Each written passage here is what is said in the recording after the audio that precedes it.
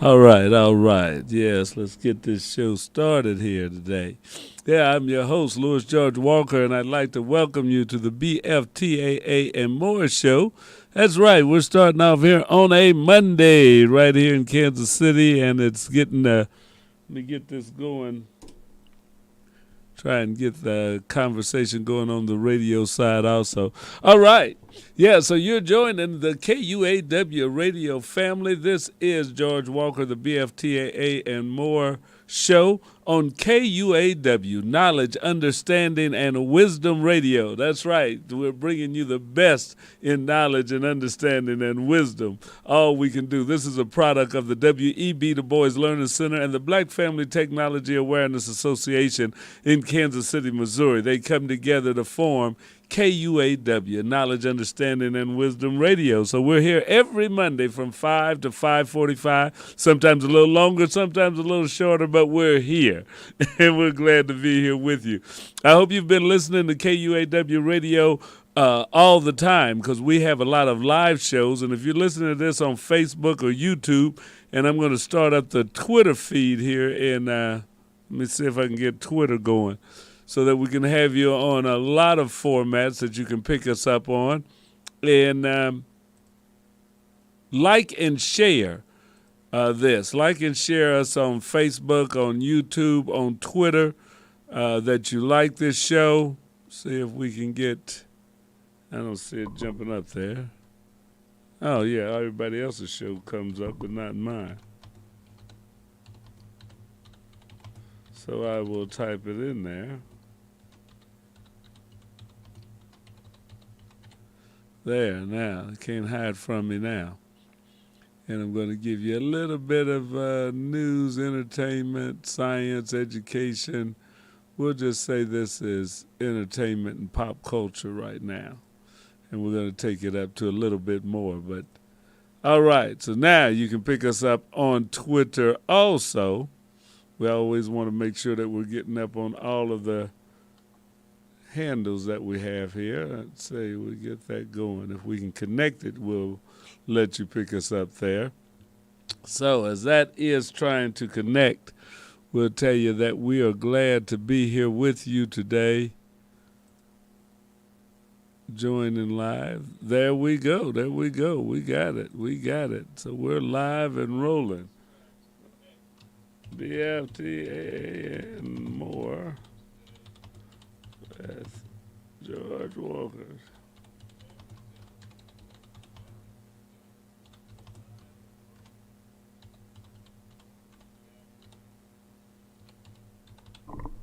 So we're typing, we're getting a lot of it laid in there so you can check us out. But yeah, you can like and share this page, like and share, so that whenever we go live, you'll get it. We had a great show on, two great shows on yesterday that were live on Facebook, YouTube, and Twitter, and that was culturally speaking, up close and cultural. That was the first one at 4 o'clock yesterday. And then at 5 o'clock, we had Jessica Lynn Speaks Life. So both of those shows are on the first and third Sundays. So if you like and share this, whenever we go live, you'll get a notification that KUAW Radio has went live. So you can like us or subscribe to us on YouTube, and you'll see all the shows that we bring on, and when they come on, you'll get a notification of that. And also on Facebook, you can subscribe or like our Facebook page. So if you do both of those, then when we go live, you'll see it. But you can also listen to KUAW Radio 24 hours a day if you have the Get Me Radio, the online radio box, if you have TuneIn app. If you have a smart speaker like Amazon or Google, just tell it to play KUAW, and we're on 24 hours a day bringing you information, bringing you news, bringing you some old school music. We've got some blues on here. We do gospel on weekends. We have a lot of different things going on, and that broadcasts 24 hours a day on the audio only side. So the TuneIn app, your smart speaker, Get Me Radio. If you have a Roku or a Apple subscription, go to the radio side of that. Search KUAW Radio. You can pick us up there also. So we're all over the dial. We're all over the internet, all around the world. You can pick up KUAW Radio. So we're just glad that you're here with us this afternoon, and we're going to get into some things that we're doing. One of the things that we want to tell you about, this is a product of the Black Family Technology Awareness Association, and we're going to be celebrating in 2024 our very first meeting that we had. The very first Black Family Technology Awareness Week event that we did was in February of 2004. So next year is going to be our 20-year mark. So what we're looking to do as part of our Black Family Technology Challenge for this month, for February of this year, is we want to contact all the people that have been involved with the Black Family Technology Awareness Association in any context, whether you were a student, if you were a volunteer, if you were a coach, if you came to some of our events, if you received an award from the Black Family Technology Awareness Association, if you know someone that received an award from the Black Family Technology Awareness Association. We want you to contact them because we're going to get together. We're planning a big reunion in 2024, but we want to get everybody together. We want to hear from you. We're wanting to have a Zoom or a virtual meetup on the weekend of Juneteenth. So we're getting together so that we can celebrate this 20-year and let everybody know and find out who all can make it. So if you know any of those people that have been involved with the Black Family Technology Awareness Association or KUAW Radio, because it is a part of the Black Family Technology Awareness Association.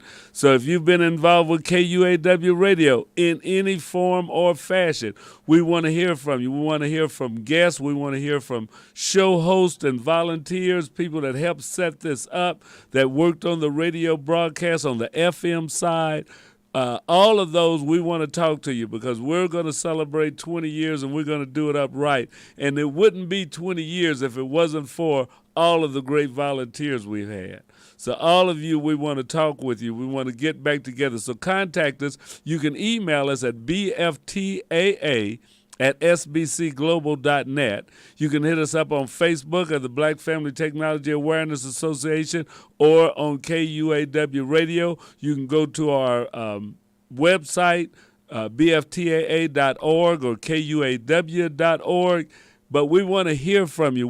I want you to reach out to us. So send us instant message, send us a text, a tweet, send us anything that you want to get in touch, that you want to be involved in the 20-year reunion of the Black Family Technology Awareness Association. I'm not going to start calling out all of the volunteers that are in the past because I know I'll leave somebody out. But we'd like to hear from you. So if you've worked with the Black Family Technology Awareness Association, if it was one day, if it was for 1 month, if you did some years with us, we want to talk with you. So we're trying to get in touch, and we want you, the public, the people that are out there listening, to talk to people that you know that were involved or are still involved in the Black Family Technology Awareness Association, and have them contact us that they need to be a part of our Juneteenth celebration and the 20th anniversary year that we're going to have. So we want to talk to you. We want you to be involved with the Black Family Technology Awareness Association, see what you've been doing, where you're at now, and what's going on. So be sure and look us up. There's a lot of new things that are happening, and one of the things that's happening right now is you can pick us up on the STEM City USA. The STEM City USA site, the Kansas City site, actually has KUAW Radio there. I'm going to see about going online and bringing that up so that you can see it. I don't want you to try and go to it instead of listening to me right now. But we're being broadcast over STEM City USA, Kansas City, and that radio station, and we're going to soon have the videos being broadcast over STEM City USA. So we're working on that. We're putting that together. We're going to be talking with some people to make sure that we can get that lineup going and have a lot of the stuff that we're doing at KUAW broadcasting to you daily. So keep listening, keep looking. And if you want to volunteer, if you want to become a part of this, because it is a lot of fun. We have a lot of volunteers. Some have been with us for years. Some have been with us for a decade.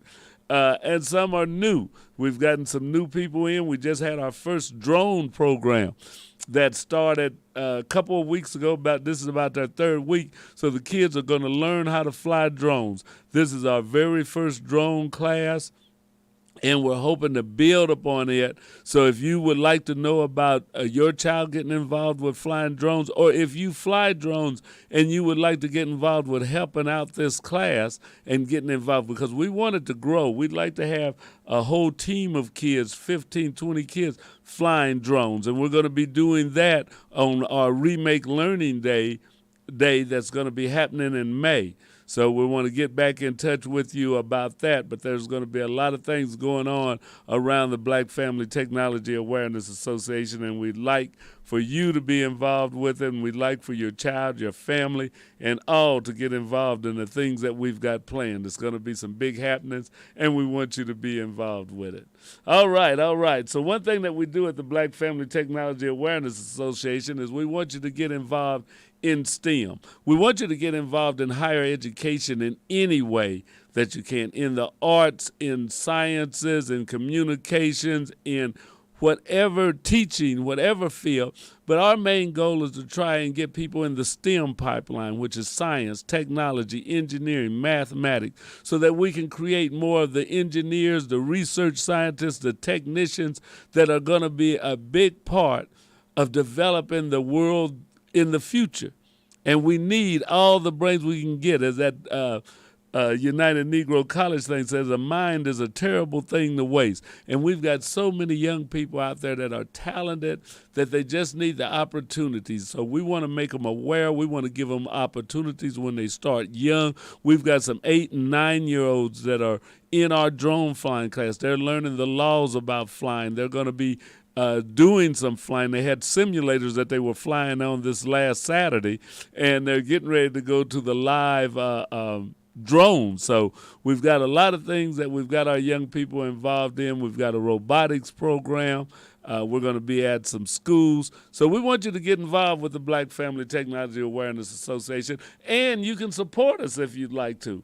One of the things that we do like to do on this show, though, every week is give you a little bit of what's going on in the world. And we have from NASA, the National Aeronautics and Space Administration, part of the United States government, that they put out this week at NASA and what's up. They put out a lot of things. If you haven't been to the nasa.gov site, you need to go there. If your kid's involved, or if you think your child has would really like to be involved in technology, that would be a good thing to have them in, because you can go to those sites and they've got a lot of experiments. They've got a lot of videos and talks that are very interesting. So check out nasa.gov, and we're going to get ready to go to see what's happening this week at NASA. So let me see if I can bring that up right now. I think it's right here. So here we go. This week at NASA. Celebrating diversity in space and technology, some recognition for a unique mission, and a small find that's a pretty big deal. A few of the stories to tell you about this week at NASA. On February 10th, NASA collaborated with the Smithsonian National Museum of African American History and Culture for a Black History Month event highlighting contributions by African Americans to space and technology. The event was aimed at inspiring students to pursue science, technology, engineering, and math, or STEM fields of study. NASA's Double Asteroid Redirection Test, or DART team, has been selected to receive the Space Foundation's 2023 Space Achievement Award. Last year, the DART spacecraft successfully collided with and changed the course of an asteroid during the first ever planetary defense test mission. An international team of European astronomers has used NASA's James Webb Space Telescope to detect a very small asteroid. The asteroid, about 300 to 650 feet long, is likely the smallest object observed to date by Webb and may be an example of an object less than 0.6 miles long within the main asteroid belt between Mars and Jupiter. On February 8th, engineers at our Stennis Space Center conducted the first hot fire test of the year with the newly redesigned RS-25 engine. 4 of the engines will help power our Space Launch System rocket on future Artemis missions to the moon. That's what's up this week at NASA. For more on these and other stories, follow us on the web at nasa.gov/twan. Naming a mountain on the moon.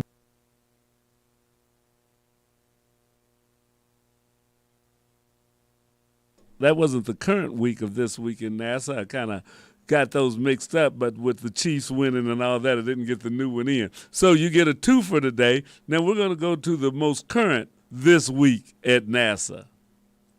Naming a mountain on the moon, watching and helping from space, and a sample wide shot from Mars. A few of the stories to tell you about this week at NASA. A mesa-like mountain near the moon's south pole has been named Mons Mouton after NASA mathematician Melba Mouton. In the early days of NASA, she led a group of mathematicians whose calculations helped track spacecraft in orbit. Mons Mouton is adjacent to the site at which our Viper mission will land and explore as part of our Artemis program.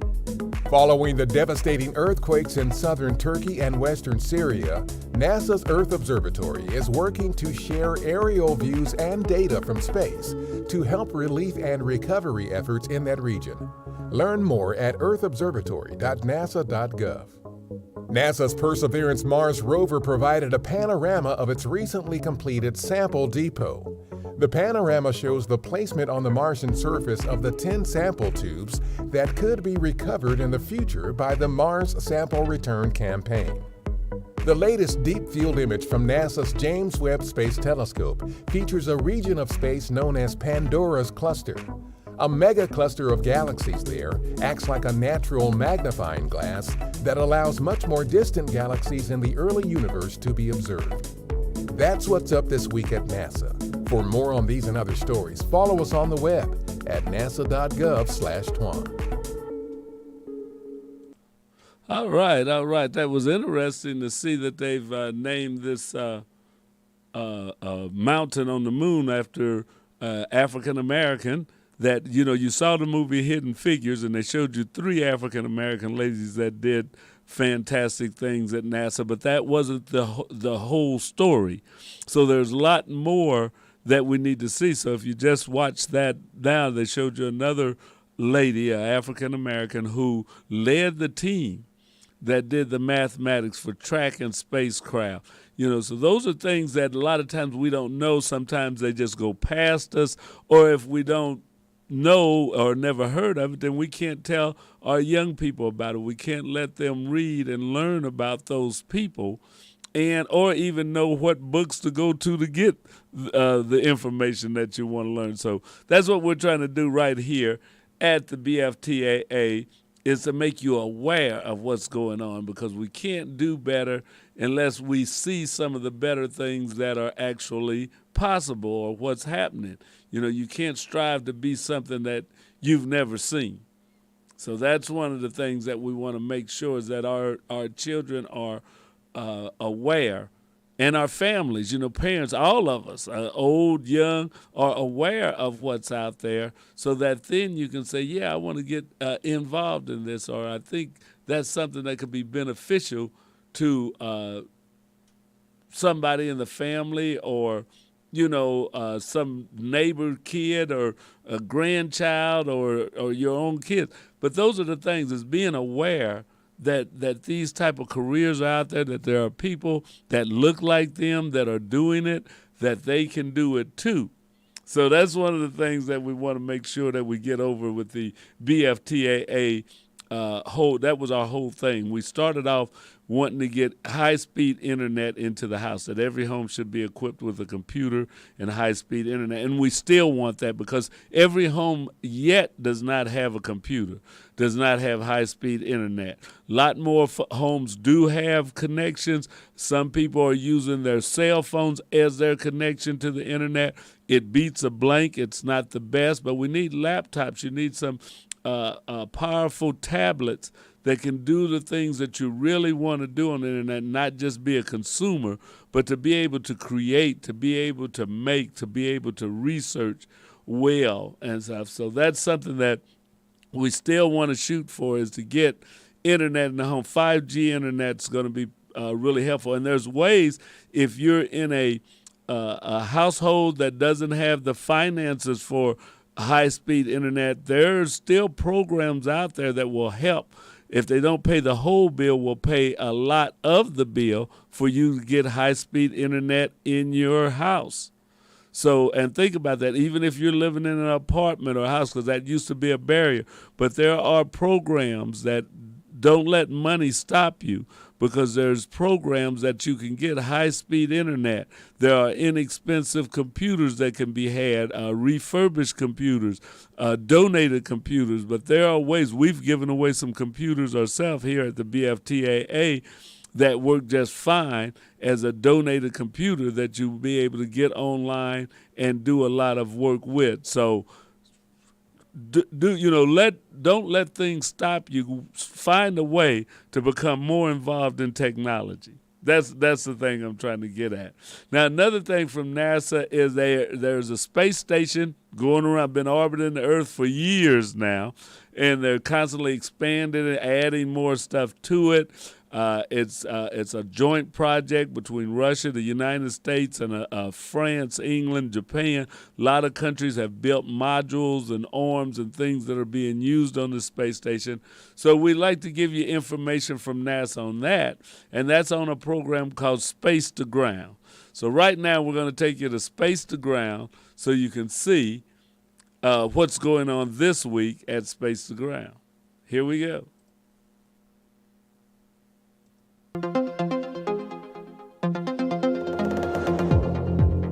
Welcome to Space to Ground. I'm Nilofer Ramji. For over 6 decades, humans have been flying beyond Earth's atmosphere and exploring space.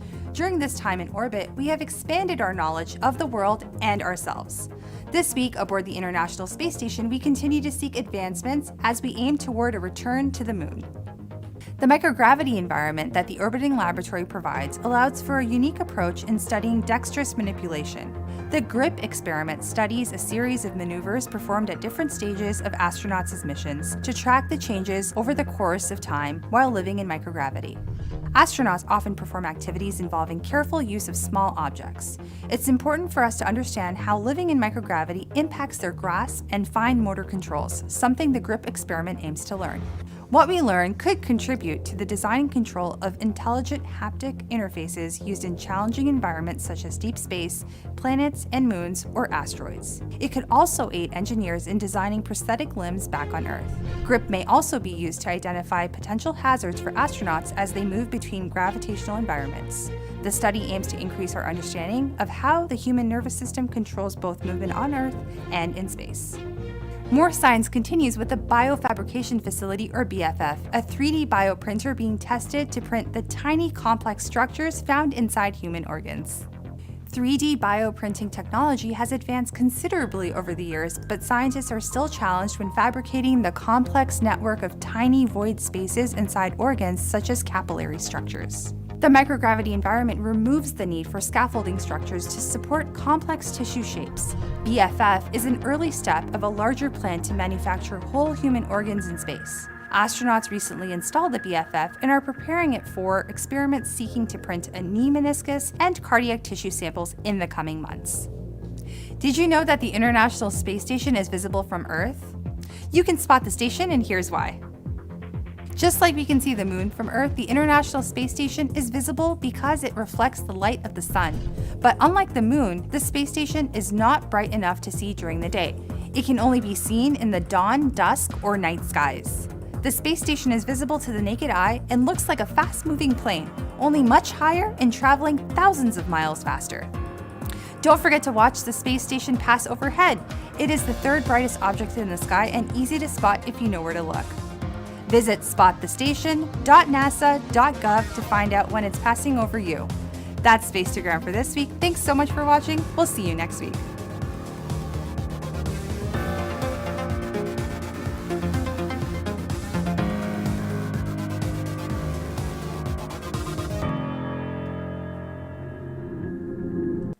Well, learn something new there. We're going to have to go to that Spot the Station site so that we can find out when and where it's going to be passing over Kansas City, and we can give you some information, or you can call us and let us know that you have the information. If you want to call the station, please do so. It's 816-599-6893. You can call at any time and leave a message. You can call while we're on the air. I can actually answer you right now. It's at 5:25 Kansas City time right now, though, so depends upon where you are. This is when I'm on the air, so I got on the air at 5 o'clock about 25 minutes ago, and I'll be on another 20 minutes. So adjust your listening time to that's when we're on, and you can call while the show is going on. We can actually put you on the air. You can also put a text in the Facebook. I've got to get my chat back up there. It wasn't acting right the other day. I couldn't get it to refresh and come up, but usually I can see the chats up on the screen. I don't know if it's, let me see if it's going to work today. Let's see. I don't think so. I'm not seeing that it's coming through. So that's something that we will work on, trying to make sure that you can get that information. But, yeah, we would like to see that station as it goes by. Another thing that we have coming up, and I want to show you this so that you can, this Saturday, if you're in Kansas City, I want you to check this out. There we go. Especially if you have a junior or a senior in high school, we need to get them there. I got to get to the side. I got this thing on me here. So, but right here, what you can see right there, yeah, right there. Yeah, right there. The college scholarship fair that's coming, Infinite Scholars. The Infinite Scholars program is going to be having a college fair, and this is a national program. They travel all around, but they'll have local colleges that will be involved and trade schools in it. It's going to be at the Municipal Auditorium, but they want you to register now. So if you see on the scale, there's a QR code where you can go register on the screen now. Let me see if I can make this a little bigger. So you can either go right now and click on your screen, this QR code. There we go. Or you can go to www.infinitescholars.org and find out about the Kansas City. This is the Kansas City Scholarship Fair. There's going to be a scholarship fair. There are going to be some colleges that will be giving out scholarships or taking your resumes right then. So tell your kids, if you know somebody who has a senior in school and even a junior, they need to go to this. This is going to be this weekend at the Municipal Auditorium, 301 West 13th Street, Kansas City, Missouri, from 10 a.m. to 2 p.m. Parents, if you don't want to have to pay for your child's all the money, you may not get a full ride out of it, but every little bit helps. So if you can get a few extra pennies for them to go to school, to go on into college, if you can get some information about college acceptance, that's why I want you to take your juniors down there too, so that they see if you've got a sibling that's right under, so that they start planning for these things in advance. Because I was at East High School last Friday and talking to a senior there and asked if he had been putting into any colleges and contacting, and he says, well, I'm going to do it. Well, hey, it's getting ready to have all that done. A lot of people and a lot of schools have that done way early. So we don't want our kids to wait before they start sending out their letters. They don't start talking to colleges, find out what they need. They want you to bring some of your materials there with you, your ACT scores, your SAT scores, transcripts, anything that you have that can help you with it. Now, from the staff of the Community Voice, I've got this public announcement part. The Infinite Scholars Scholarship Fair is coming to Kansas City February the 25th. The organizers of the Infinite Scholars Scholarship Fair want you to know there's a difference between a college fair and a scholarship fair. Okay, a college fair is where you just go and pick up information. At a scholarship fair, you actually talk to college representatives. You get information on scholarships depending upon where the fair is. Actually, you can actually be awarded a scholarship on the spot. And this is from Laura Dorsey, who is the vice president of Infinite Scholars. So that's the case for the Infinite Scholarship Fair to be held Saturday, February the 25th, from 10 a.m. to 2 p.m. at the Municipal Auditorium, 301 West 13th Street, Kansas City, Missouri. There is no cost for students to attend. It's free. Universities, colleges, and trade schools will be in attendance, and yes, some schools will offer academic scholarships and college acceptance offers during the fair. So some kids can get accepted to college at this fair, can get a scholarship at this fair. So don't say, well, I didn't know about that. We didn't hear about that. I'm telling you right now. Tell them that George Walker sent you down there. Infinite Scholars is a nationally touring event, and this year it will bring their scholarship fairs to more than 30 cities across the country. This year, they expect to reach more than 20,000 students at their scholarship fairs, and history tells them that nearly 80% of their participants will enter college. So their outreach across the country benefits from the power of collaboration, with Infinite Scholars partnering directly with local organizations to bring the fair to a city. In Kansas City, the Infinite Scholars are partnering with the Alpha Kappa Alpha sorority, the AKAs, Incorporated, Psi Tau Omega chapter, and the office of Councilwoman Melissa Robinson. So graduating from college has the ability to change lives. That's from Councilwoman Robinson. These are the solutions that we need to give opportunities for growth, prosperity, and economic mobility as we work to address record crime and violence in our city. And some say that is because people don't have these opportunities. So they're bringing them to town. Infinite Scholars is a nonprofit organization founded in 2003 in St. Louis by Thomas T. Owsley, who taught high school English and history for 29 years. He worked on many mentoring and educational initiatives to assist low-income students to attend college. Robinson says she's looking for more trade, certificate providers, and community colleges to host tables at the event. You know, for students interested in attending, students need to begin by registering online at infinitescholars.org. So you see on the screen right now, there's a QR code. If you can't get that to work, go to infinitescholar.org, not plural. It's Infinite Scholar. So it's INFINITESCHOLAR.org. So you can play this back if you didn't get that. I won't spell it again, but that's what you want. So you're encouraged to dress for the success they hope to attain at this event. While students are not required to bring documents to the fair, sponsor representative recommends students, especially seniors, who want the best results should bring multiple copies, not necessarily official copies of the following documents, but you should bring copies of unofficial high school transcripts, the ACT, SAT scores, an essay about why you want to attend college, 2 letters of recommendation if available. Most colleges will eventually require you to send official copies at a later date if you decide to consider their school. But remember, also dress for success. So make multiple copies. Have you a few packets to hand out. If they say they're going to have 40, you may not want to go to all of them if you're looking at trade schools or universities, depending upon what you want. But I'd say you'd probably be good to have 20 copies of those and put them in packets or staple them together or what have you, and go there and hand those out. You may not get an answer right then, but people will look at that initiative that you have, and that can make you stand above others and can get you in there.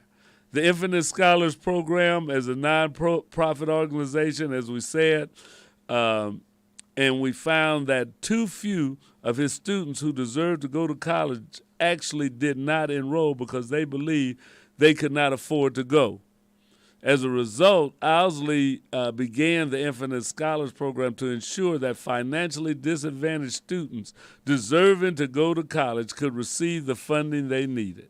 So this is from a former school teacher who really wanted to make sure that funding wasn't the reason why you weren't being able to get to college. So check that out. Be sure and register. Register today, as it says. They're Infinite Scholars. Let me see. This is a free event open to high school students. Anybody want to get this QR code just a little bigger before I take it down? I hope that it'll still work at this size that the coloring is. But that's the QR code. Register today. Register today. Don't put it off. You want to get in and see this. So that's Infinite Scholars, and they're going to be happening today, or not today, this Saturday at the Municipal Auditorium, downtown Kansas City, Missouri. 301 West 13th Street in Kansas City from 10 a.m. to 2 p.m. So don't miss this opportunity for your child. Encourage your child. Take your child down there. Young people, go. If your parents don't take you, ride the bus. It doesn't cost to ride the bus. Jump on the bus, ride the bus downtown Kansas City, and you can get there. Go to the Municipal Auditorium is right next to the Convention Center. So if you're not familiar with it, but that big gray stone building next to the downtown Convention Center is the Municipal Auditorium.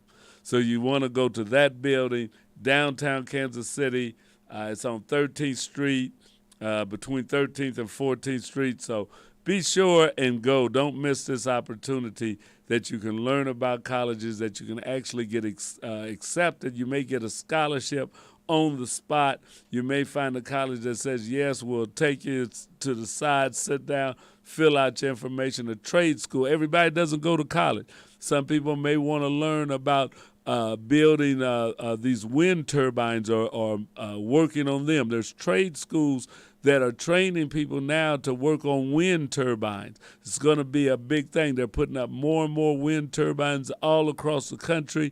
You can become a technician to work on them. You can still learn the auto mechanics, and not the old auto mechanics, but the electric auto mechanics. So going to a trade school can give you a career that can be fully rewarding to you, that you can travel, that you can make a good living at. So it doesn't have to necessarily be a 4-year college. You may go to a 2-year college. But what you need to do is go to some other education past your high school.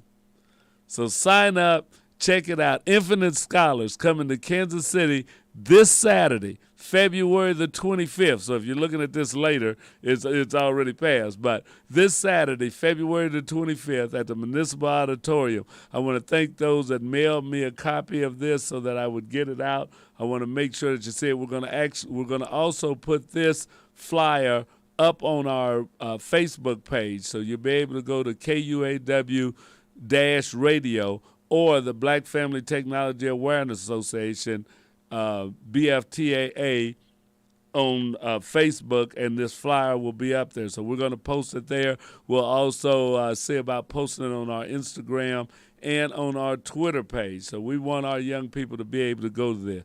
You've got 4 days, 5 days to get registered and to get down there, to figure out how you're going to get there, to get your transportation together, to save up your pennies for lunch, whatever you need to do.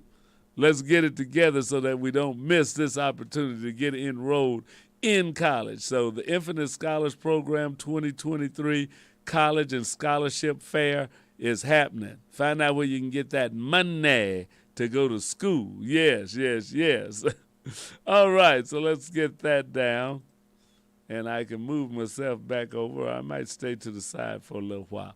All right. But, yeah, we want to get our young people involved in school. Now, one thing I want to do now, because we are in Black History Month, I want to play you a couple of Black History minutes or some moments in Black history that are very interesting. So they don't have a video to go with them, but there is this is good information. So let's go now to our Black History Month, or our moments in Black history that are happening right now. We're shining a long overdue spotlight on the hidden figures of untaught history who deserve to be celebrated for their contributions to civil rights, politics, the arts, and beyond. From the time European settlers began forcing Africans into slavery in the early 17th century American colonies, the enslavers stole more than just their freedom. Over the course of American slavery's nearly 250-year history, slaveholders took credit for their slaves' inventions, and as such, there's no way of knowing exactly how many, or in some cases, which creations should actually be credited to black inventors. While the law never explicitly prohibited black inventors from applying for patents, those born into slavery were not considered American citizens, and slave owners legally owned the fruits of the labor of the slave, both manual and intellectual. In 1821, Thomas L. Jennings, an emancipated slave, became the first African American to be granted a United States patent. His status as a freedman and therefore a citizen provided the loophole he needed to circumvent the suppression of enslaved ownership of their own intellectual property. Of the 57 patents, Elijah McCoy, reportedly the namesake for the popular complimentary phrase, "the real McCoy," received over his lifetime, the portable ironing board may be one of the most timeless. McCoy's also the man behind another major invention, the lawn sprinkler. Before Frederick McKinley Jones developed the automatic refrigeration equipment used in long-haul trucks transporting perishables in the late 1940s, the only way to keep food cold en route to delivery destinations was by using ice. Thanks to his invention, grocery stores were able to buy and sell refrigerated products trucks, it's an African-American invention. Without the risk of them spoiling during transport. Jones' technology was also used to transport blood during World War II. You're invited to celebrate Black History Month with TNCRadio.live. All right. So we got one more that we want to bring up so that you can just get full of Black history. And here we go with our next Black History Month message. We're shining a long overdue spotlight on the hidden figures of untaught history who deserve to be celebrated for their contributions to civil rights, politics, the arts, and beyond. Robert Clifton Weaver, the first African American to be appointed to a U.S. cabinet-level position. He served as Secretary of Housing and Development in the LBJ White House. He was an economist, academic, and political administrator when the Department of Housing and Development, HUD, was newly established by President Johnson. Prior to his appointment as a cabinet officer, Weaver had served in the administration of President Kennedy. In addition, he'd served in New York state government and in high-level positions in New York City. During the Franklin Roosevelt administration, he was one of 45 prominent African Americans appointed to positions and helped make up the Black Cabinet, an informal group of African American public policy advisors. Weaver directed federal programs during the administration of the New Deal, at the same time completing his doctorate in economics in 1934 at Harvard University. Robert Weaver was born December 29, 1907, into a middle-class family in Washington, D.C. His parents were Mortimer Weaver, a postal worker, and Florence Freeman Weaver. They encouraged the boy in his academic studies. His maternal grandfather was Dr. Robert Tanner Freeman, the first African American to graduate from Harvard in dentistry. The young Weaver attended the M Street High School, now known as the Dunbar High School. The high school for blacks at a time of racial segregation had a national reputation for academic excellence. Weaver went on to Harvard University, where he earned a Bachelor of Science and Master of Arts degree. He also earned a Ph.D. in economics, completing his doctorate again in 1934. Later that year, Weaver was appointed an aide to United States Secretary of the Interior. In 1938, he became a special assistant to the United States Housing Authority. In 1942, he became administrative assistant to the National Defense Advisory Commission, the War Manpower Commission, 1942, and director of Negro Manpower Service. With a reputation for knowledge about housing issues, in 1934, he was invited to join President Franklin Roosevelt's Black Cabinet. Roosevelt appointed a total of 45 prominent blacks to positions in executive agencies and called on them as informal advisors on public policy issues relating to African Americans, the Great Depression, and the New Deal. You're invited to celebrate Black History Month with TNCRadio.live. We're shining a long overdue spotlight on the hidden figures of untaught history who deserve to be celebrated for their contributions to civil rights, politics, the arts, and beyond. All right. So that's a little bit of knowledge you may not have had, and I wanted to make sure that we get that out since this is Black History Month, that we can give you some information that was produced by TMC Radio. So yes, they made that available at no charge to us, and we are sharing it with you, our listening audience. So we're glad that you've checked in with us today. I hope you picked up some information. I want to leave you with two things. One is to remember that there is the scholarship fair, the college and scholarship fair that's going to be going on Saturday at the Municipal Auditorium from 10 a.m. to 2 this Saturday, February the 25th. Scholarships. Remember that word, scholarship. So students, it's free. It doesn't cost anything. Also, anybody that's been involved with the Black Family Technology Awareness Association or KUAW Radio in any form, if you were a student, if you were in one of our classes, if you were a teacher, if you were a coach, if you've received an award from you, we want to hear from you. Contact BFTAA. You can contact us. You can give us a call at 816-599-6893.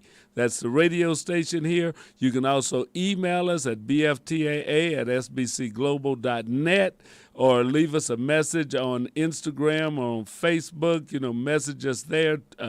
Just get in touch with us because we're having a 20-year anniversary reunion that's going to be going on for the Black Family Technology Awareness Association. So we'd thank you for joining us today. Be sure and check us out again next Monday for the BFTAA and More show with your host, Louis George Walker. Thank you, and have a great week.